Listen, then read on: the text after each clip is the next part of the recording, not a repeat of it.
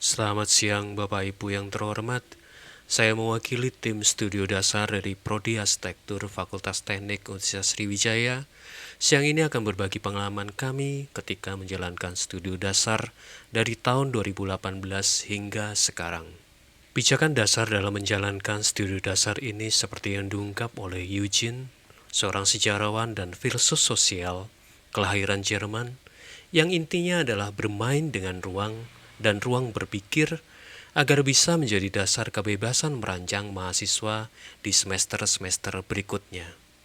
Siang ini kami akan berbagi pengalaman kami mengadakan studi dasar yang kami beri nama Perancangan Arsitektur 1 yang dilaksanakan bagi mahasiswa semester 1 di tahun 2018 dan 2019 saat sebelum terjadinya pandemi. Sehingga pada saat itu studionya adalah studio tatap muka.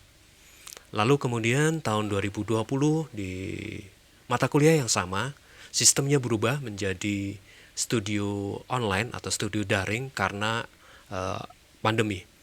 Lalu di tahun ajaran 2021-2022, kami berkesempatan mengawal studio dasar untuk semester 1 dan semester 2, sehingga menjadi komplit sistem pembelajaran di studio dasar di tahun pertama bagi mahasiswa kami. Dan di akhir paparan, kami akan sedikit sharing rencana ke depan kami terhadap studio dasar.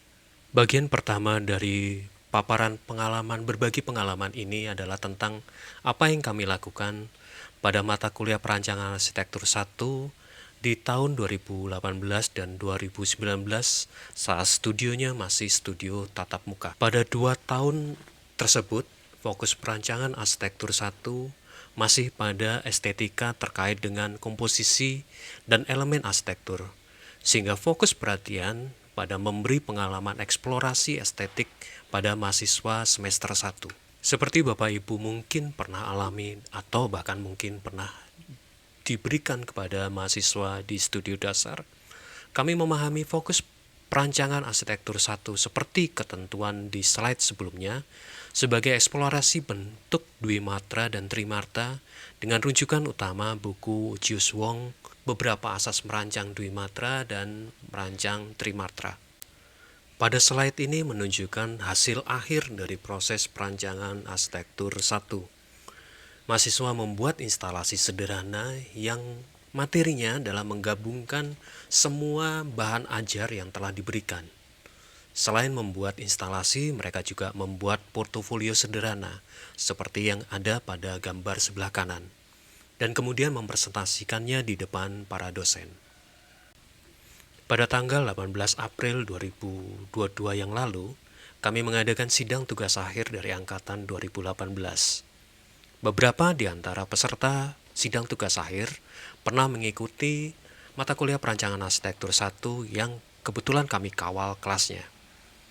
Kemudian kami sedikit melakukan survei singkat, apa pengaruhnya perancangan arsitektur 1 yang mereka pernah tempuh dalam proses perancangan tugas akhir mereka. Slide ini menjabarkan pengalaman seorang mahasiswi dan di gambar kiri atas adalah produk dia saat menempuh PA1 dan di sebelah kanan adalah produk tugas akhirnya. Dan narasi di bagian bawah adalah opini dia atas pertanyaan tadi. Pendapat seorang mahasiswi ini menjadi dasar perbaikan selanjutnya dalam studio dasar. Pengajaran di Prodi Arsitektur menjadi sangat berubah saat terjadi pandemi COVID-19. Efeknya adalah mahasiswa semester 1 yang baru masuk ke program studi arsitektur harus berhadapan dengan sistem studio daring atau online. Dan gangguan ini tidak hanya dirasakan atau menyulitkan bagi mahasiswa, namun juga dirasakan oleh para dosennya. Mengajarkan olah bentuk estetik secara online. Itu yang terjadi pada perancangan arsitektur 1 tahun 2020. Hal yang pertama-tama dilakukan adalah membuat rencana pembelajaran semester dari PA1 ini sedetil dan seteknis mungkin. Kemudian memanfaatkan beberapa perangkat tambahan sehingga kami bisa melakukan koreksi bentuk walaupun lewat layar komputer. Video berikut menunjukkan suasana pertemuan pertama dari mata kuliah Perancangan Arsitektur 1 tahun 2020 yang dilakukan secara daring. Masih amat kaku, kalau tidak salah juga masih menggunakan Google Meet, belum menggunakan Zoom Meeting. Lalu sesi siang, sesi kedua, jam 1 sampai jam 4, dimulai silakan antara jam 13 sampai jam 14 karena menjalankan progres ketiga. Lalu setelah ada warna, setelah ada string art, ada origami, recycle art, ketiga benda yang sudah kalian buat ini string art, kemudian origami, kemudian recycle art, kalian coba susun menjadi sebuah instalasi seni. Di video berikut menunjukkan bagaimana seorang mahasiswi berproses dalam membuat produk finalnya dari mata kuliah Perancangan Arsitektur 1 ini. Kami memang meminta mahasiswa membuat video dari proses kerjanya, tidak hanya sekedar paparan dari produk finalnya. Sebelum mahasiswa memproduksi instalasi final, kami juga melakukan pendampingan dengan asistensi secara insentif melalui metode daring.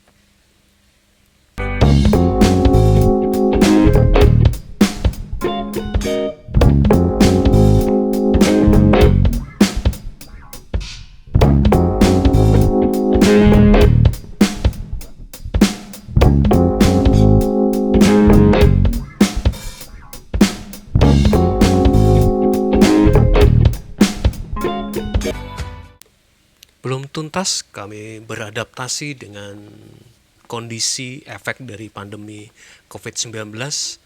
Kami harus berubah kembali, beradaptasi kembali dengan kebijakan kampus Merdeka Belajar yang mulai diberlakukan tahun ajaran 2021-2020. Pada kurikulum yang mengakomodasi kebijakan kampus Merdeka Belajar, terjadi perubahan di studio dasar. PA1 fokus menjadi bentuk dan ruang dengan beban 4 SKS, dan PA2 berfokus pada bangunan fungsi tunggal dengan 6 SKS. Secara kebetulan, baik PA1 dan PA2 di semester 1 dan semester 2 oleh Prodi dipercayakan kepada kami untuk mengatur isi dan pelaksanaannya di tahun ajaran 2021-2022 ini. Dengan perubahan tersebut, maka di PA1, bagi mahasiswa semester 1, pendekatan yang dilakukan lebih mengarah pada pemahaman mereka terhadap kerja tangan. Referensi dasar adalah buku Giovanni Pallasma, Thinking Hand, dan The Eye of the Skin. Sedangkan buku-buku lain sebagai pendamping dan acuan mereka dalam mengerjakan tugas-tugasnya. Di PA1 kurikulum terbaru ini, mahasiswa belajar mengamati hal yang paling dekat dengan dirinya, yaitu tangannya sendiri. Mereka menggambar tangannya. Setelah itu mereka mengamati di sekelilingnya dengan kasus daun. Ada proses mengamati dan merekam, lalu memproduksi ulang hasil amatan tersebut dengan menggunakan tangan mereka atau dengan teknik gambar manual. Di video berikut merupakan kompilasi dari tugas-tugas mahasiswa dalam mereka merekam tangan mereka. Tangan adalah cerminan dari cara kita berpikir. Itu kata Immanuel Kant. Giovanni Pallasma menyatakan bahwa tangan adalah tangan yang berpikir. Pemahaman inilah yang mendasari tugas pertama dari Perancangan Arsitektur 1 untuk mahasiswa semester 1. Mahasiswa diajak untuk mengenal dan memahami tangannya sendiri. Salah satu anggota tubuh dari manusia yang akan digunakan mahasiswa dan dimanfaatkan untuk mengerjakan tugas-tugas mereka selama mereka berkuliah di Prodi Arsitektur. Sketsa tangan tidak dinilai dari keindahan sketsanya, namun lebih mengajak mahasiswa untuk mengenal lebih detail bentuk tangannya masing-masing. Mari kita perhatikan tangan-tangan kita. Setelah ujian tengah semester, mahasiswa kemudian membuat karya berdasarkan bentuk kubus. Bentuk kubus dipahami dari perspektif elemen pembentuk kubus, yaitu rangka dan bidang. Lalu pada tahap ini diberi teori tentang ruang positif dan ruang negatif sebagai konsekuensi dari desain yang mereka lakukan. Video berikut merupakan video kompilasi tugas mahasiswa terkait dengan desain berdasarkan bidang kubus. Bidang kubus merupakan tugas keempat dari mata kuliah Perancangan Arsitektur 1 oleh mahasiswa semester 1. Setelah mahasiswa memahami dan membuat kreasi kubus dari elemen batangnya, maka sekarang mahasiswa berkreasi dengan bidang kubus. Dasar kreasinya adalah 6 bidang bujur sangkar yang menjadi elemen penyusun sebuah kubus. Dari elemen dasar penyusun kubus tersebut, mahasiswa mengolahnya. Bidang-bidang dicabut dari akar-akar koneksinya. Bidang-bidang menjadi entitas yang merdeka. Bidang-bidang berkreasi. Bidang-bidang menyusun bentuk barunya. Sistem studio daring seperti ini perlu disiasati dengan cara yang berbeda. Untuk itu kami membuat channel YouTube untuk mendokumentasikan seluruh aktivitas perancangan arsitektur 1 ini. Dan secara lebih luas lagi, saya pribadi menempelkan semua materi kuliah yang saya ampu di channel ini. Hal ini dilakukan agar mahasiswa dapat mengulang berkali-kali penjelasan teknis yang dilakukan pada studio pada saat daring, di luar jam studio. Sehingga diharapkan dengan petunjuk yang lebih jelas dan dilakukan berulang-ulang, mahasiswa dapat mengerjakan tugas dengan baik walaupun tidak terjadi tatap muka secara nyata. Apa yang mahasiswa dapatkan di perancangan arsitektur 1 dilanjutkan di perancangan arsitektur 2 di semester 2 dengan tema pada tahun ini adalah ruang personal. Di perancangan arsitektur 2 ini, mahasiswa merancang 2 tugas, yaitu ruang singgah personal dan ruang kerja personal. Di samping itu, mereka juga dibekali beberapa keterampilan teknis, antara lain menggambar denah, tampak, dan potongan, serta perspektif arsitektural. Di semester 2 ini, mahasiswa juga mendapatkan mata kuliah teori dan metode perancangan, yang kebetulan juga kami yang memegangnya. Fokus utama pada mata kuliah ini adalah landasan teoretik keterkaitan antara aktivitas, ukuran tubuh manusia, kebutuhan fasilitas untuk menunjang aktivitas tersebut, hingga pada perhitungan besaran ruang. Sehingga kedudukan mata kuliah teori dan metode perancangan ini melengkapi dan menyempurnakan proses perancangan di perancangan arsitektur 2. Video berikut merupakan video penjelasan dari tugas ruang singgah personal. Pada intinya, penjelasan ini mengkaitkan atau melihat aktivitas manusia ketika mereka singgah. Mahasiswa melakukan identifikasi apa saja aktivitas yang dilakukan manusia saat singgah. Pendefinisian singgah hingga pada identifikasi perilaku atau aktivitas singgah itulah yang menjadi titik pokok. Dan ini juga diakomodasi atau dilengkapi pada mata kuliah teori dan metode perancangan. Jika Bapak Ibu ingin melihat lebih detail penjelasan ini, bisa mengklik pada link YouTube yang tercantum di atas. Ada pergerakan, ada pose atau posisi tubuh yang ketika melakukan aktivitas tersebut, sehingga muncullah ukuran gerak dari aktivitas tersebut. Micro shelter for homeless. Jadi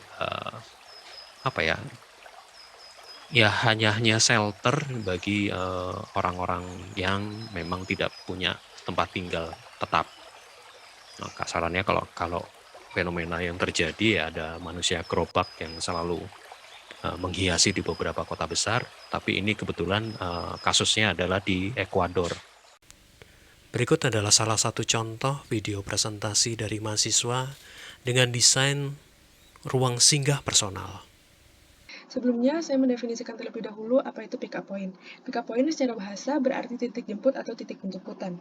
Fasilitas pick up point ini merupakan ruang tunggu sementara pengguna fasilitas jasa transportasi online yang berukuran 1,8 kali 4 meter dengan kapasitas maksimal 4 orang yang memiliki fasilitas utama berupa kursi yang dilengkapi dengan stop kontak serta memiliki fasilitas tambahan berupa vending machine yang menunjang aktivitas minum sambil menunggu di dalam shelter. Dan berikut adalah video presentasi mahasiswa dengan tugas ruang kerja personal yang juga merupakan tugas ujian akhir semester yang baru berlangsung tanggal 10 Mei yang lalu. AG Space ini adalah sebuah ruang kerja bagi para animator, gamer, dan streamer yang mewah dengan perabotan yang canggih dan tentunya nyaman bagi para penggunanya. AG Space ini didesain dengan mengadopsi bentuk dari sebuah PC gaming pabrikan MSI, yaitu Aegis MEG TI5. Terlihat dari luar, desain working space ini cukup elegan dengan aksen garis coklat yang menyesuaikan warna perabotnya dan abu-abu sebagai warna utama. Lalu apa yang akan kami kembangkan selanjutnya di tahun ajaran 2022-2023? Hal yang akan mungkin kami kembangkan untuk studi dasar adalah eksplorasi desain dengan pendekatan stereotomik dan tektonik dalam membentuk ruang. Fokus perhatian eksplorasi bentuk dan ruang akan kami arahkan pada dua hal tersebut, yang kemudian pada semester 2, pada mata kuliah perancangan arsitektur 2, mahasiswa bisa memasukkan aktivitas tunggal pada ruang-ruang yang terbentuk dari dua pendekatan tersebut. Dua hal ini masih kami pelajari lebih lanjut dan akan kami kembangkan menjadi panduan teknis untuk studi dasar di tahun ajaran mendatang. Mungkin hanya itu yang bisa kami sampaikan dari apa yang telah kami lakukan selama ini terhadap studi dasar di Prodi Arsitektur Fakultas Teknik Universitas Sriwijaya. Besar harapan kami kita bisa berdiskusi lebih lanjut untuk pengembangan studi dasar. Terima kasih atas perhatiannya. Salam sehat selalu.